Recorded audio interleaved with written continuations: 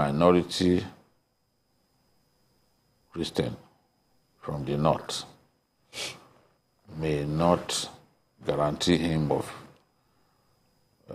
tremendous quantum of votes from that part of the country. That was the way he was thinking. And I said it here too, that no Muslim from the south of Nigeria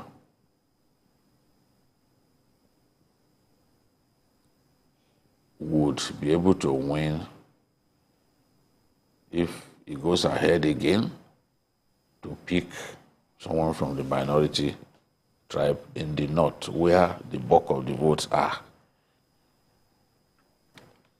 He felt he needed to pick someone from the minority tribe. In the south, Christians are the majority in the south. So a Muslim will see himself as a minority from the south. And he will think that it is inconceivable to still go and pick another minority from the north. Looking at religion, looking at it from the prism of religion, the Muslim is a minority in the north. I mean, the south. So to then go and pick a minority again from the north will not serve his purpose of trying to win the election. People don't like to hear this kind of argument, but that is the truth. It's a pragmatic decision that he took. And we met him some months back, I think about 3-4 months ago, and he said, look, I was really concerned about winning. I wasn't thinking about any other thing beyond winning. But this angered the Christian folk, and some of the voting that we have seen is a reflection of that anger. We cannot deceive ourselves that they felt that this was, that decision was insensitive. And they responded in anger to vote for their candidate. A candidate from their faith. So that's what we have seen. But I hope that if Asiwaju wins the election, he will be able to unite everyone and make them forget his faith.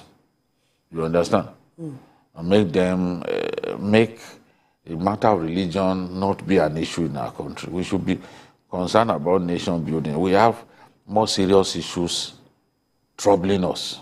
Insecurity all over the place. Whoever can fix that problem, whether it's a Christian or a Muslim, I'll be happy. The economy is doing badly, made worse by the actions of the CBN governor. Whoever can come, fix the economy, put our nation back on track, I'm happy to continually pray for the success of such a person. So I think that religion has to take a back seat in the scheme of things because nothing divides our people more than... Well, as it stands, it seems religion may not take a back seat in a long time. But that is what we wish to see. Our people are even being exploited on the basis of religion. I can't imagine a situation in which a pastor will say, I will flog you if you vote for this or that candidate. Even that is against the law of the land.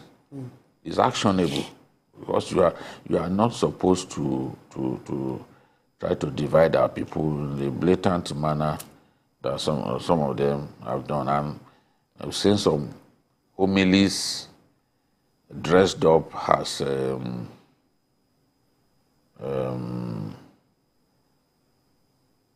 revelation or clearly speaking the mind, just the opinion of some clerics, and using intemperate language to drive home the point that they should not vote for people of a certain religion. Whether it's in the mosque or in the church, clerics should not be doing this. You should not be dividing our people on the basis of religion, because the effect is long-lasting, and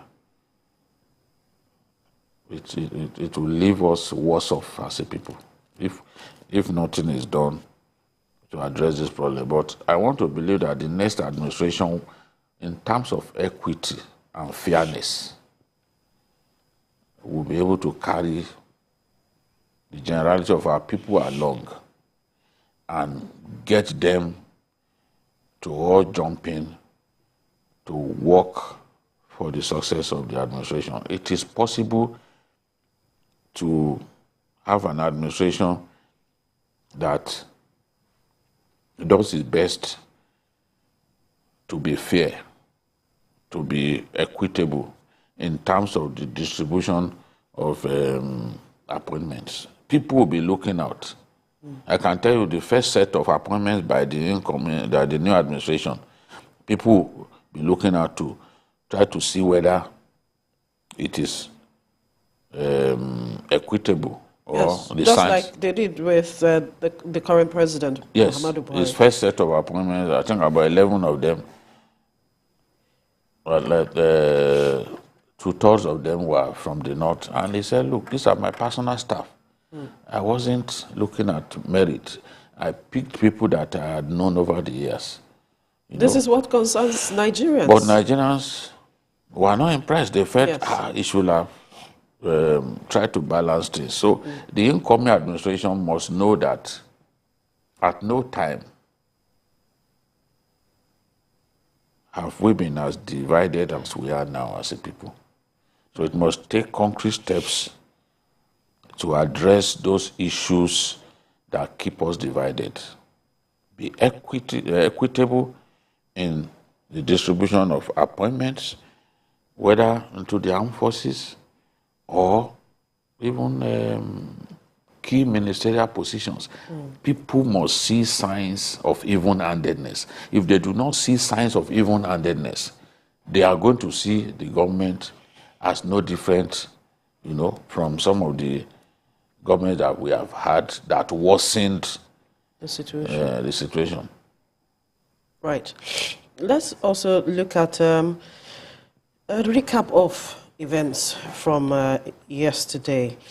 Despite the numbers of persons that collected their PVCs and all of it, there are those who say turnout still looks like it was low.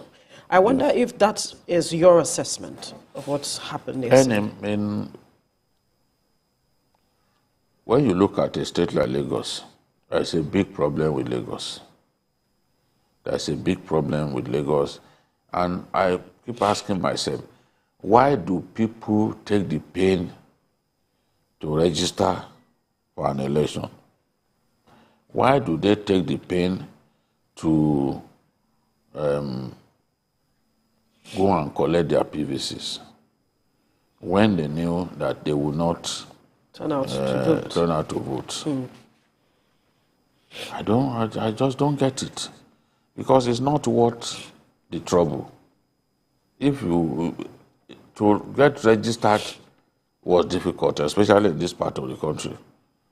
Some people will go and queue up as early as 4 a.m.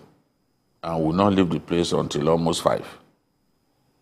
And after all that trouble, you still choose to not exercise your franchise. Something is wrong. Perhaps the lateness of the materials getting to their polling units also discouraged. I think also that this, you see, over the years, politicians have spoiled our people. They spoiled our people by constantly giving them money at the polling centers, buying their votes. I think because of this Cash cash crunch. crunch and realizing that even money to pay agents, parties did not have. Some of them just felt, look, it's not worth the trouble, let me stay away. But in some of the places where we, like the North, where the political awareness is top notch, where the people are so easy to mobilize for elections, we still saw people come out in appreciable numbers. Right. Yeah. Yes. We've not seen the overall turnout countrywide. Maybe it could be, maybe in the final analysis, we could say that it was better than the last election.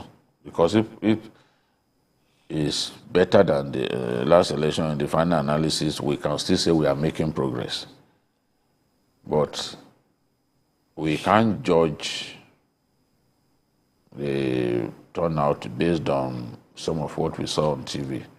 There are many places where elections held that were not even captured by TV cameras. There were elections in the hinterland, in some of the distant communities in the north and even in the south. I'm sure that people came out, but we wouldn't know until INEC computes its figures and comes up with a national average in terms of the turnout. But it's something that globally is actually difficult to achieve 50% turnout. It's not a Nigerian problem alone. 50% is very impressive globally, talking about turnout for election. But in our own case, when you look at some of the figures coming out of Lagos, it will seem that even 20%, it will seem that Lagos didn't even achieve 20%. Are we that difficult to mobilize? Of course, in a place like this, they are much more difficult to mobilize because they don't have that political consciousness. Right. Yes, they are not as politically aware as people, especially in the northwest and northeast. Is this a deliberate thing?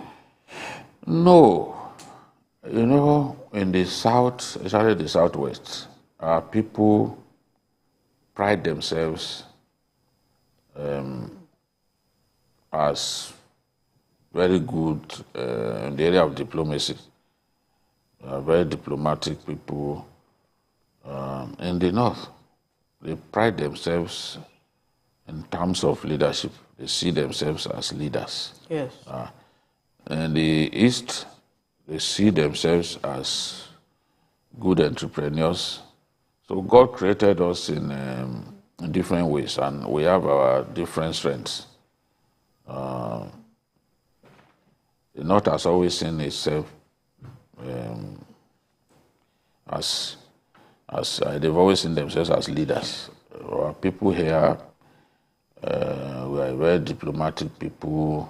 We are good at that. And the East, good entrepreneurs, very good in business.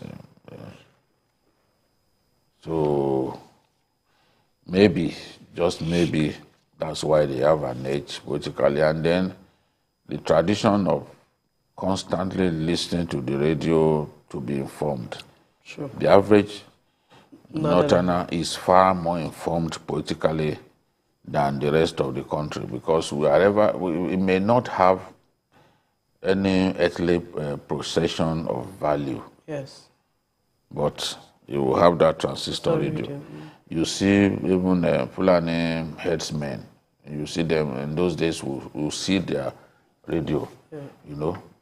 You go around with their radio, they know what's going on.